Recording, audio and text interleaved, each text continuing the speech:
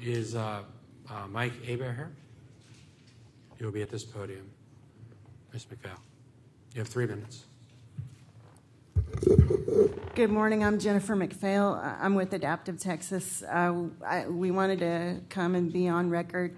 And we have serious concerns about CodeNext. I was part of one of the early task forces, and I participated in the process. And I feel like we've given a lot of time to the process and don't see it reflected in CodeNext in terms of disability rights issues.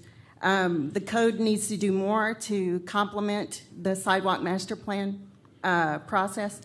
There needs to be specific language about accessibility throughout the plan itself.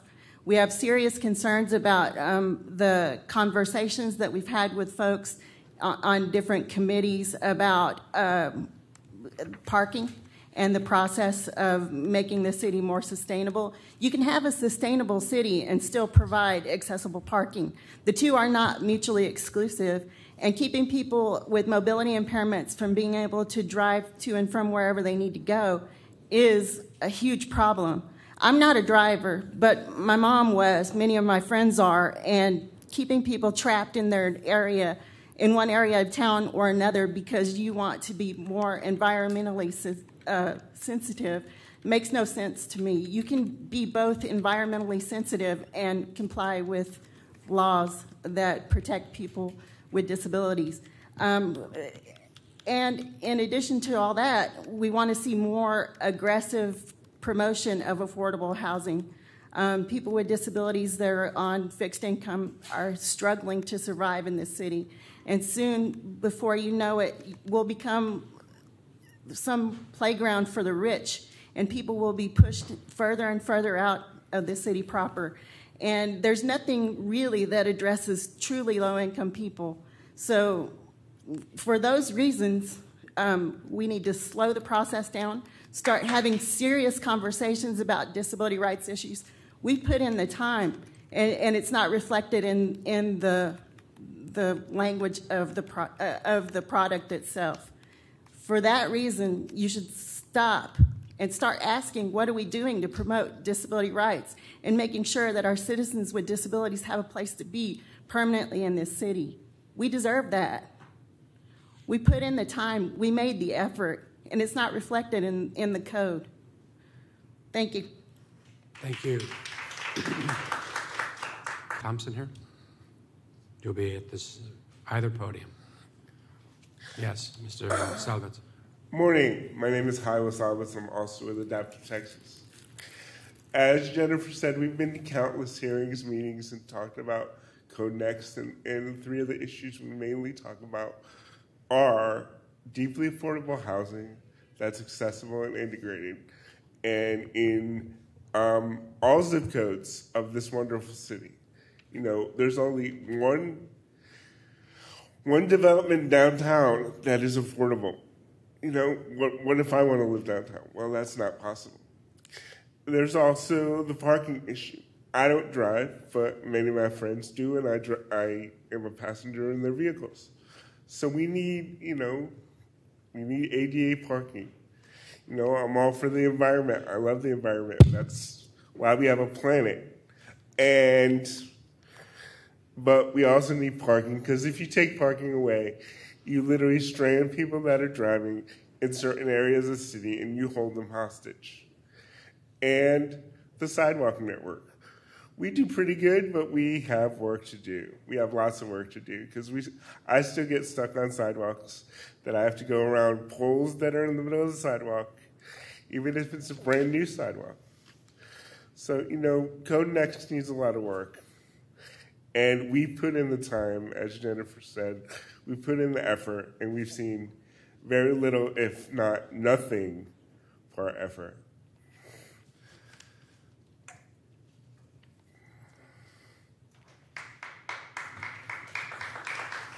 You'll be at this podium. Sir, you have 3 minutes. Hello, my name is Freddie Gonzalez. I came to Austin because I was in a car accident. I was in a wheelchair and I was in a coma for 9 months. We are against this CodeNext because it doesn't mention anything to do with affordable housing, with transportation, or anything like that. So if you could please just slow down like I said before. Thank you. Thank you.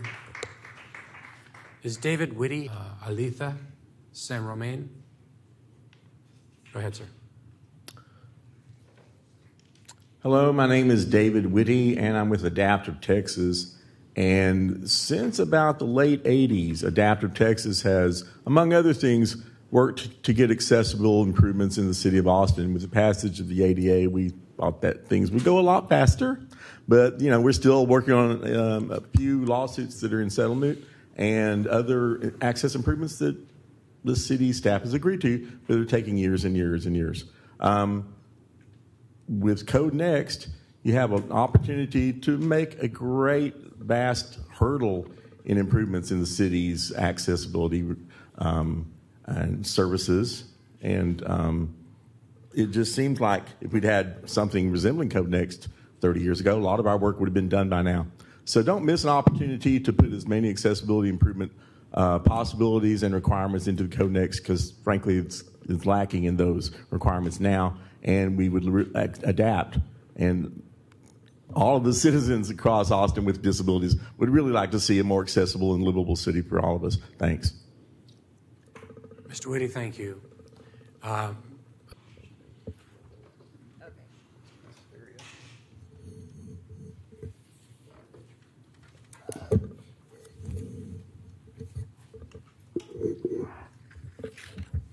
Good morning. My name is Albert Metz. I'm with Adaptive Texas. And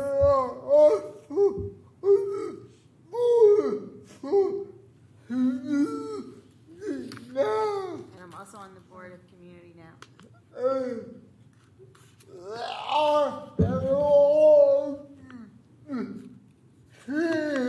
I go all over the city.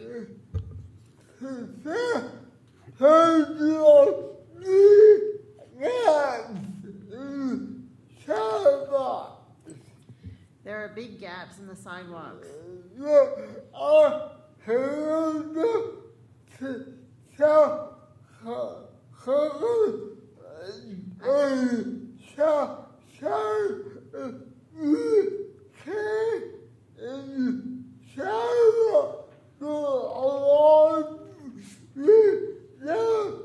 Slow down just a second. I'm lost. You said you can go from South Austin?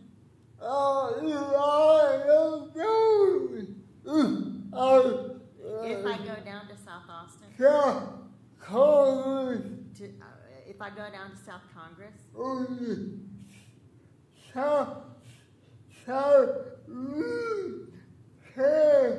On the south side of William Cannon?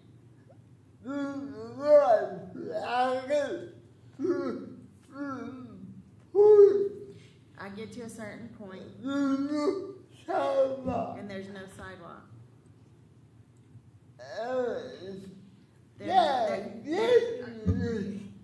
There needs to be enforcement in the code.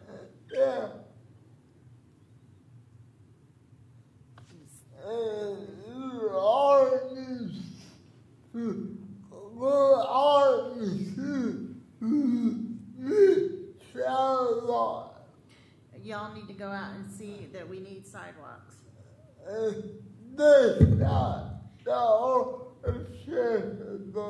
And bus stops that are accessible. Thank you. Thank you. Thank you. Thank you. Hi, my name's Stephanie Thomas. I'm also a member of Adaptive Texas. And I would just like to say that, many of us, as David Whitty said, have put in over 30 years of work on making Austin more accessible. And there are people before us who worked hard on this issue as well.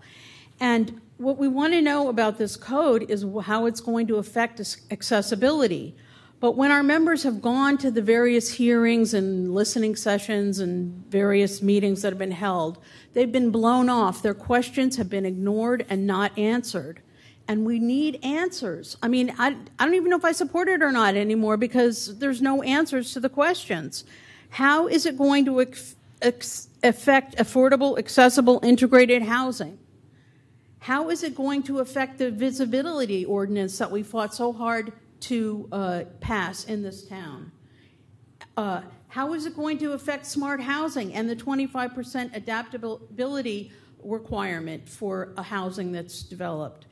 How is it going to affect affordability? Because I'm tired of hearing about affordability. I'm talking about affordability at people at 30% and below and 15% and below. How will it affect them? Those kinds of answers just aren't, I have not read it cover to cover what's on the web. I've even heard that's not relevant anymore. But I tried to hunt through it, and I found almost nothing on accessibility in there, and the affordability stuff was pretty vague. So how is it going to affect access to community areas like sidewalks, like parks, like public streets around here, and getting in and out of stores and that kind of thing? There's not really anything about that. And when we try to ask, it's just been blown off. We've heard it's going to eliminate downtown parking, including accessible parking. I mean, I just want to echo what Jennifer said. Some people need to get near where they're going in their cars. They need to be able to park nearby. Not just people in wheelchairs, though that is, of course, part of it, but also people with congestive heart failure, with emphysema, a lot of other kinds of disabilities that don't maybe even look like they're disabled, but they're even more in need of being close. So, you know, these kinds of things, we need answers to these things. And it is amazing to me that there is so very little information on that available at this apparently late date in the process, because that has been a big, big, big emphasis of this community for many, many, many years. And Austin has really come a huge distance in my time of living here since the 80s of making itself more accessible. And now we don't know if that's going down the toilet, if it's going to be continued, if it's going to be modified, how. And if it is going to be modified, you haven't included the disability community in that. So we'd like some answers. Thank you.